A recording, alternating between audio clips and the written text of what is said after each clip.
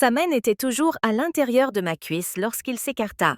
Le canapé sous moi était en vieux cuir, craquelé au coin et toujours froid avant de se réchauffer. Je sentais encore la chaleur de l'endroit où il avait été. Son poids entre mes genoux, la tension dans ses bras alors qu'il se retenait, même si tout en lui poussait vers l'avant. Mes jambes s'étaient repliées à mi-hauteur de ma poitrine, non par pudeur, mais pour empêcher cette sensation de se répandre trop vite. Je le sentais encore en moi, même s'il n'était plus là. Et je détestais que ce soit déjà fini.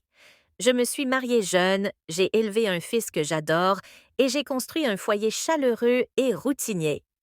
L'amour pour moi était silencieux, constante, comme le bourdonnement du réfrigérateur ou le grincement familier du plancher près de la porte de derrière. Je ne cherchais jamais de surprise. Je n'en avais jamais eu envie, mais ce jeudi matin-là, tout a basculé. La cuisine sentait le pain grillé et le café. Un léger parfum de liquide vaisselle aux agrumes flottait dans l'air. J'étais debout, pieds nus sur le carrelage frais, à couper des fraises pour les crêpes. Un plaisir rare en semaine. La radio jouait une vieille chanson des années 70, quelque chose qui brouillait le temps, comme si j'étais de retour dans la cuisine de ma mère, dans le Missouri. J'ai entendu la porte de derrière claquer, pas claquer, juste se refermer doucement, puis des pas, lourds et déterminés. Adam, mon fils, il avait 29 ans et était revenu à la maison 2 mois plus tôt après une rupture dont il parlait rarement. Il avait l'air fatigué, d'une fatigue que le repos ne pouvait pas atténuer.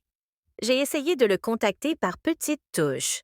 Ses plats préférés, son linge propre, un espace douillet, mais il est resté distant, comme s'il était coincé derrière une vitre. Je me suis retournée pour le saluer.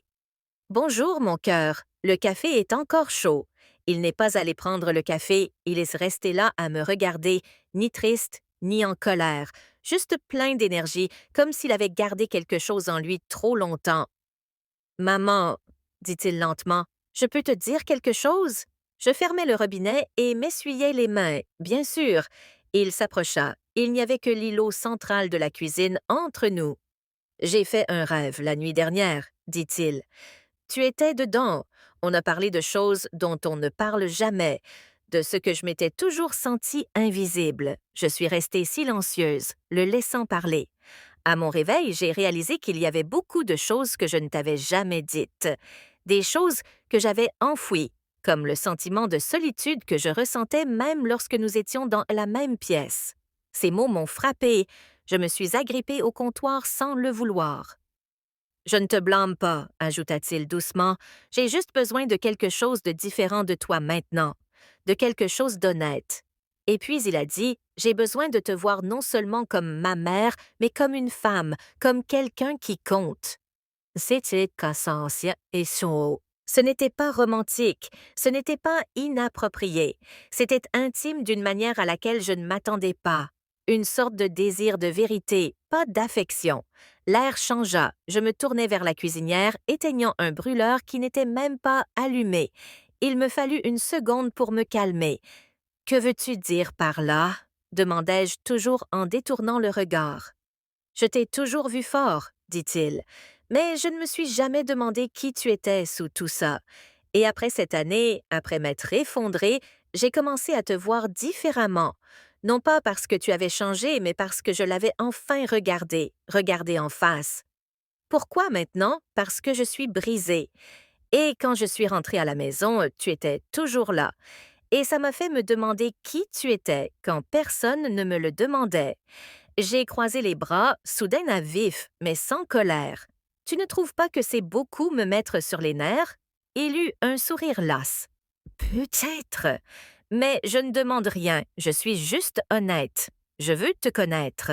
À quoi as-tu renoncé? Que veux-tu encore? Personne ne m'avait posé cette question depuis des années. J'ai cligné des yeux et regardé par la fenêtre de la cuisine. Le chêne qu'Adam avait l'habitude de grimper se tenait toujours courbé, marqué par les cicatrices, mais debout. « Je peignais, dis-je enfin. Je rêvais d'aller à Florence, mais la vie est arrivée. Un mari qui avait besoin de choses, un bébé qui avait besoin de plus, et j'ai cessé de vouloir pour moi-même. Il s'est approché. Tu peux toujours. Tu n'es pas invisible. J'ai peur, j'ai murmuré. Je ne sais pas si je me reconnaîtrais. Alors commençons par une chose, dit-il, juste une chose que tu aimais. Je l'ai regardé dans les yeux et je n'ai pas vu un garçon, ni même un homme blessé, mais quelqu'un qui me tendait la main. J'aimais regarder la pluie sans bruit, simplement être. Il sourit. Faisons-le aujourd'hui, pas comme mère et fils, comme Hélène et Adam. La pluie est tombée cet après-midi-là, d'abord lentement, puis régulièrement. Je me suis préparé une tisane à la camomille, d'un noir intense, trop sucré pour lui.